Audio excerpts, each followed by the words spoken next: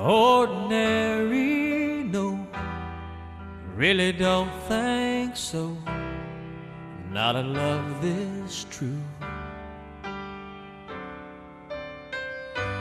Common destiny, we were meant to be, me and you.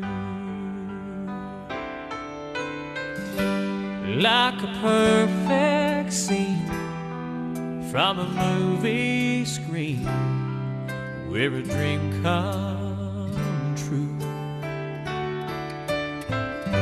Suited perfectly for eternity, me and you. Every day I need you even more, and the nighttime too.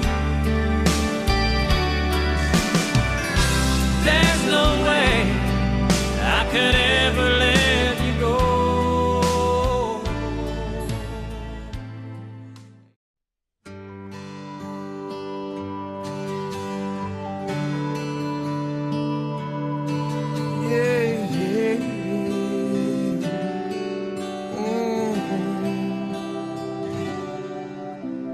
Dancing in the dark, middle of the night, taking your heart and holding it tight. Emotional touch, touching my skin, and asking you to do what you've been doing all over again. Oh, it's a beautiful thing. Don't think I can keep it all in. I just gotta let you know what it is that won't let me go. It's your love. It just does something to me. It sends a shock right through me. I can't get enough. And if you wonder about the spell I'm under, oh, it's your love. Better than I was, more than I am, and all of this happened by taking your hand. Who I am now is who I wanted to be. And now that we're together, I'm stronger than ever. I'm happy and free. Oh, it's a beautiful thing.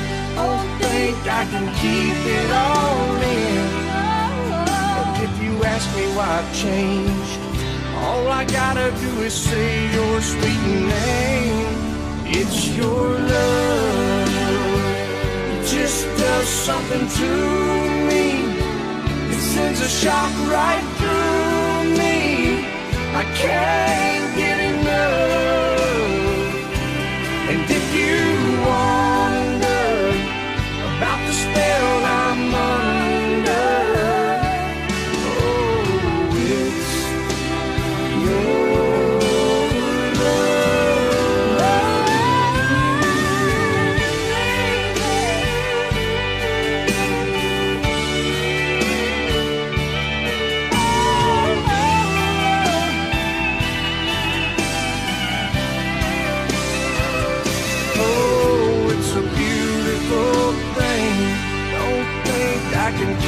it all in.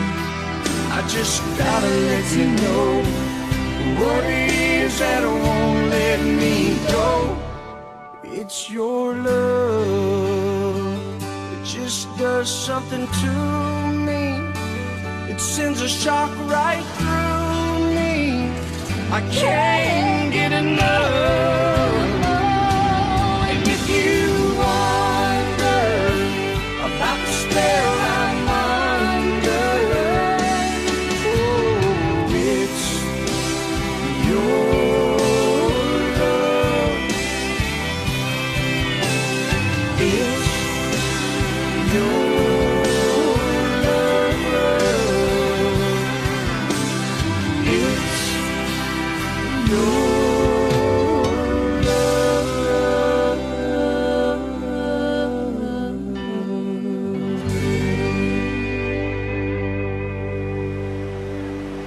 stuff. Oh, is that going in the microphone? Hi, Peter. Hello. Love you. I love Okay. you too. Very nice, You're very on. nice. Welcome one and all. We're glad you're all here today. And, 25 years plus 4 days ago, the couple asked me to speak at their wedding.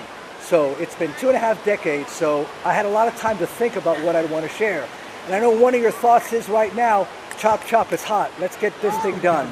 So I'm going to try to go as fast as I can, but to at least make it a little sentimental.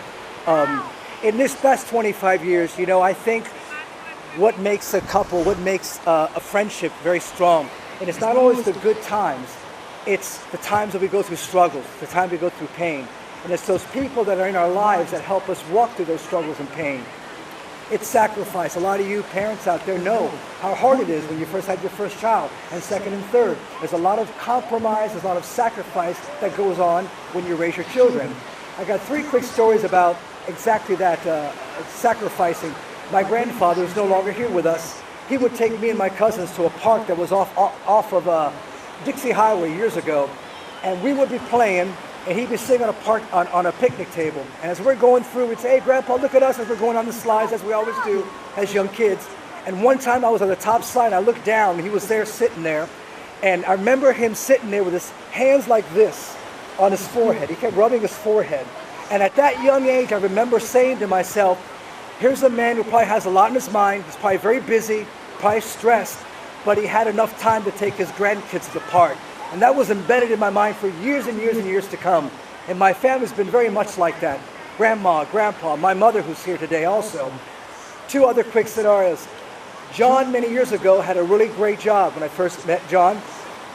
He was selling these very high-end parts for all over the world. And he had a boss that really liked him. He had a great job. He was probably compensated very good for doing that at his age. And towards the end, when Justin was coming on the scene, and I think Lisa had to go into labor. And I remember John had an issue that had to go and be with Lisa. And there was an issue, there was a problem there. I don't know what it was. I think it was very insensitive, very misunderstanding. But you know what? He decided to do what he had to do to be with his wife and his first child. And he paid dearly for that. A very big thing of sacrifice. Lisa, on the other hand, she had a wonderful job in forensic psychology. Yes, she would have loved that. Forensic accounting. Yeah, forensic accounting. And the kids are getting older, and part of the thing is they have doctor's appointments, they have things with school, academic things, so she had to go and do things with them and take time off. But towards the end, this boss wasn't very very insensitive. So you know what? She chose what she had to do, and she sacrificed for the boys, and that cost her. A lot of you have done something like this. I'm sure you have to sacrifice for your kids. But it's the hard times that we go through that make us the people we are. It's the hard time we go through that people are in our lives to help us go through those hard times. So now 2 quick humorous anecdotes. When the boys were very, very young, I remember went to Pizza Hut one time to show you the characters that were evolving as they got older. Went to Pizza Hut. Bryce was like maybe 6 years old, 5 years old, very young. He had to go potty. I was the only guy there, so I went with him to go potty. So he's in the stall, opens the stall, sits on the potty. He's young because his feet are doing this as he's on the potty. He's very, very young. He didn't close the stall, he just sat there. I said, he's like a little old man already, because old men do that. So for those of you who haven't done it, get ready, it's coming. So he sat there, so I closed the stall, and he was in and out in 2 seconds. He got out, I'm sitting there, and he's out. And he's looking at me, putting his pants on, smiling from ear to ear. And I'm like, he didn't flush the toilet, what's going on? So I said, I had to look. I had to look to see if there was, I'm looking in there, and of course there was, but it was like an M&M. And the funny part of this was, he looked at me like saying, I nailed it, didn't I? I nailed it. And it would have been a mic drop back in the day if it would have had that. He was so proud of what he did. He said, look, check it out. See Uncle Peter? I went, all right, let's go. A year or 2 later, Justin, I was in, remember they had a nice brick home they used to live in that was off Olive Avenue. Beautiful little home before they bought the house that they're in right now. I was there one day watching TV, and Justin was sitting with me.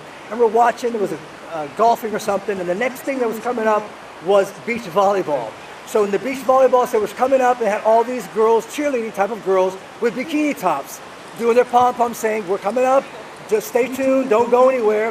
And I sat there, and I looked at Justin, he's looking at me with a smile like, And I'm thinking maybe he doesn't know I see it. So I looked at him. I said, "Where's this going to go?" And he says, "Look, Uncle Peter." I said, "I know. You know what that is?" I went, "Yes, I do." And then he goes, "Boobies." Never forget that. So now I look at boobies and M&Ms a lot differently now. I really do. And you know what? You guys will too. I guarantee you will.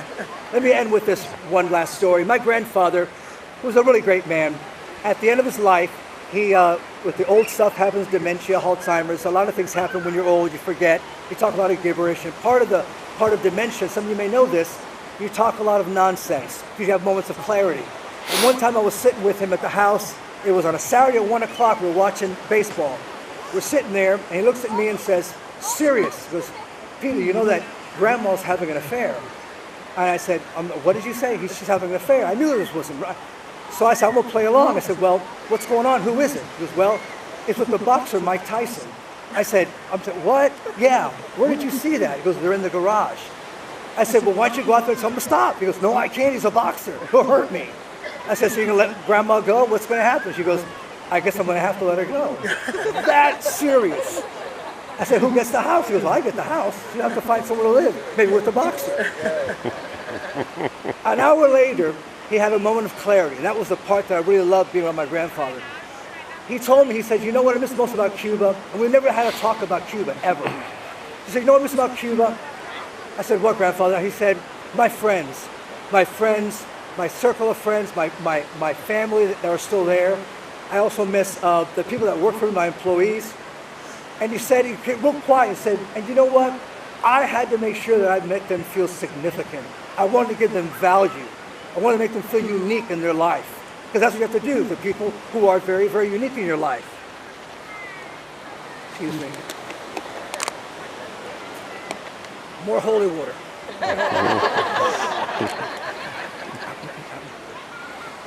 So he talked to me about making people feel significant, and unique, and valuable. And he goes, "That's what you have to do. That's the crux of having people in your life. When you're significant, when you're valued, when you're unique, that comes back to you 100-fold. So when he came to America, he sacrificed himself, his job, his stuff, so his children and his children's children and grandchildren can go forth and have a wonderful life. That to me is a form of sacrifice to his family at that point. So for me, it's like, here's this, Lisa and John have sacrificing their life for their kids, but you know what? Look at the demographics here that are here. All these people have come from a long way across the state of Florida. Some from High Springs, some from New York, flew down. Francisco. What? San Francisco. San Francisco. San Francisco. Wow. Right there, yeah. So you wouldn't have done that if somehow, some way, you wouldn't have had a wonderful relationship with these two in the past. It wouldn't have happened. So part of being unique is part of being significant. I know they have done that in your life, and I know you all have been that way in theirs because they've told me that. You know what comes from the heart always touches the heart. And I believe that you all have touched their heart today. I believe as they've touched your all heart. So we wish you the best of luck for the next 25 years. We love both of you. Thank you. I love you.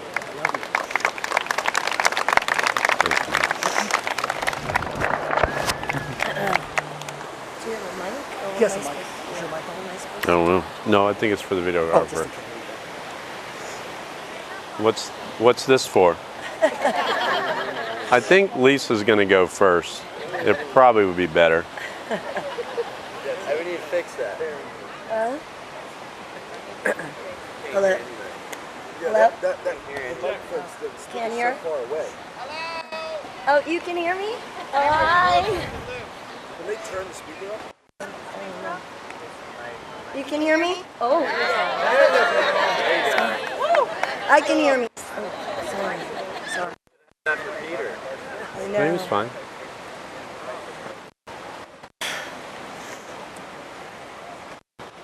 There was a time in my life, I don't know why I told myself I wasn't going to cry, but there was a time in my life where I was lost, not sure which way to turn or who to trust.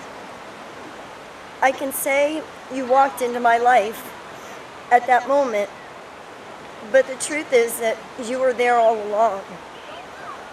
I was going out with the wrong guy, apparently. Anyways, I guess it just wasn't our time until that moment. I saw you through a completely different set of eyes.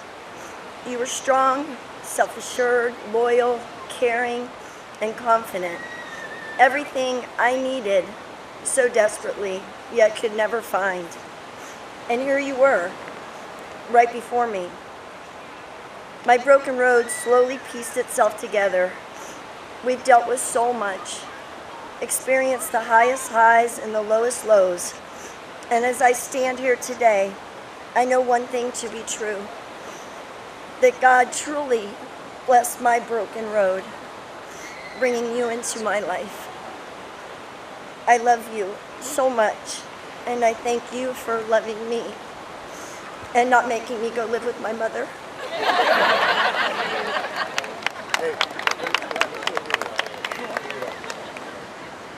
You guys hear me okay? Yeah. Well, she said she didn't write anything, I so I just wasn't wrote it. sure it was going to be this long. But everybody here knows Lisa as the backbone of our family. And it's obvious her brother, you know, you can tell, and everybody knows her mother. They love her. Everybody that's here, I mean, I'm John, by the way. Everybody, other side of Lisa, John and Lisa. So there's no words that can describe, you know, who she is in our family and what she's done. I remember chasing her a little bit. It's probably not as much as what she's talking about, you know, but she said she liked my car early when I was young, so she remembers that. But it's just like Uncle Peter said. I mean, we've done everything that a lot of families do, and she's the one that's there. I mean, Uncle Peter's telling stories that I don't really remember, but I'm sure she does, because, you know, she's the one that's there the whole time through everything. I mean, John works in Miami. John sleeps a lot to get to work, and Lisa does stuff at night that's just been, you know, what a family does. You know, I mean, it's got us to this point, and I could never ever thank her enough. So that being said, the first 25 years have been great. They really have, you know, and I can't wait for the next 25 or 50. It's awesome. I mean, I love her to death, you know, and she's the best thing that's ever happened to me. Thanks everybody for coming. I'm so happy I got that on video. Did you get that on video? I just want to take a minute, because after this we're going to eat and dance and drink and have a good old time. So I just want to thank, from the bottom of my heart, like, I look at all these faces and yeah.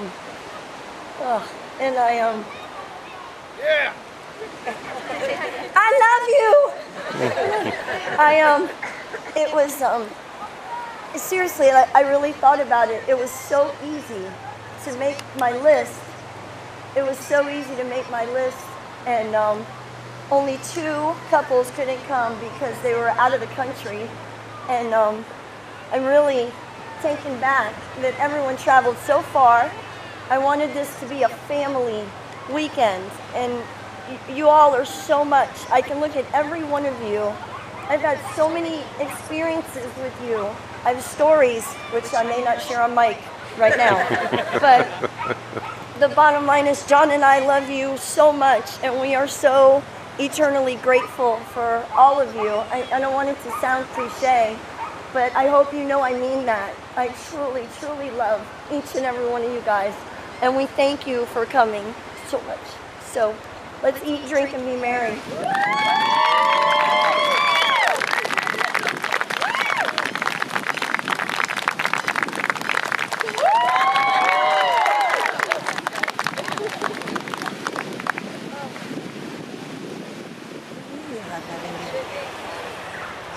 Peter. Was the timing like perfect?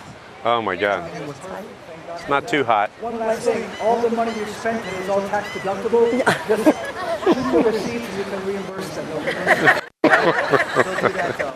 Last but not least, I want to thank you all again for coming. I mean, I kept telling Lisa, these people are coming from where? Sarasota? But that's just a testament of the love you have for her, the love they have for you as well. And my grandma and grandma will be so proud of you all, especially if she said one time, I want to have my Christmas Eve different. I want to invite a lot of people, friends, and people in the neighborhood. And that's exactly what she's done. So now it's like 10% family, 90% friends. That's exactly what she wanted. And I think Grandma will be very proud to see all the people that are here, that have entered your life, and are still here and stuff. So thank you all. Thank you.